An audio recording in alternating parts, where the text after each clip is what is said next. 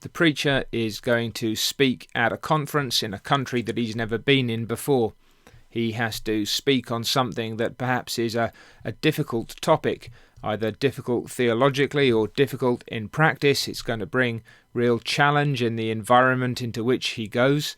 He travels by aeroplane perhaps and arrives in that country, and he walks out into a very strange environment. It's not something he's comfortable with. He doesn't know anybody, and there's somebody at the gate waiting with a sign with his name on it.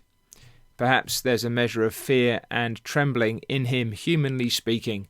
But as he begins to interact with the person or the family who've picked him up, he discovers a brother of like mind. He finds Christian friends, men and women who are of the same conviction, who are eager to hear what he has to say, who welcome him warmly and show real affection toward him.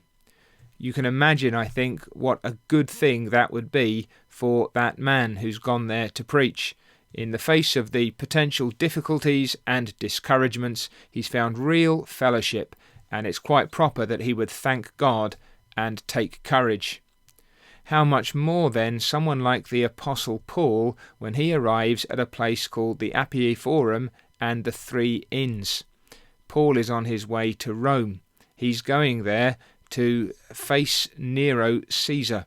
He will no doubt be aware of Nero's growing reputation for instability and for cruelty. He knows that he's being taken there to answer certain charges that are going to expose him to danger and even possibly to death. In Rome he'll have a chance to preach the gospel, but that is never an easy thing. Certainly not when you are dealing both with Jews and with Gentiles, when you're going to face a different kind of opposition from each one.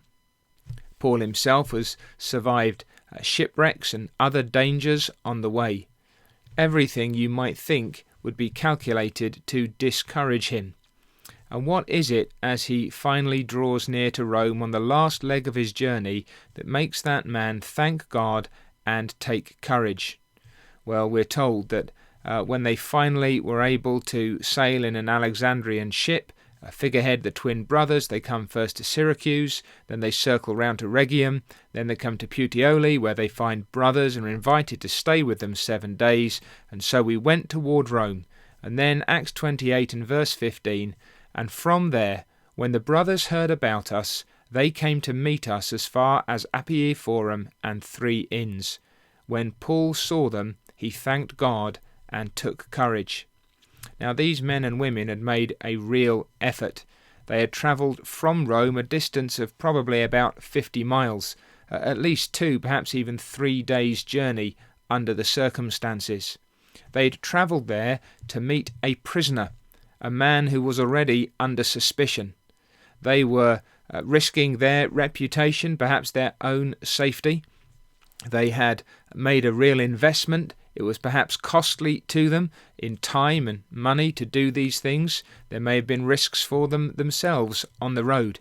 And yet here they are as Christian brothers making that effort to come and stir the spirit of the Apostle Paul as he faces these particular trials and challenges.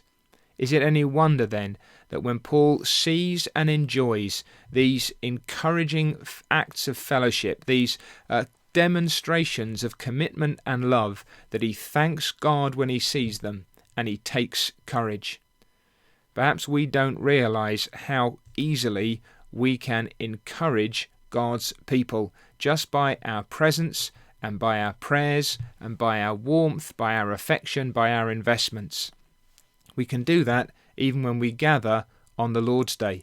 Is that how the people of God with whom you worship will think and feel when they see you on a Sunday?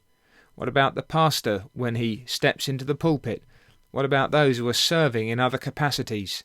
Is the fact that you have come, is your investment, your engagement, your encouragement a reason for them when they see your cheerful and committed face to thank God and to take courage?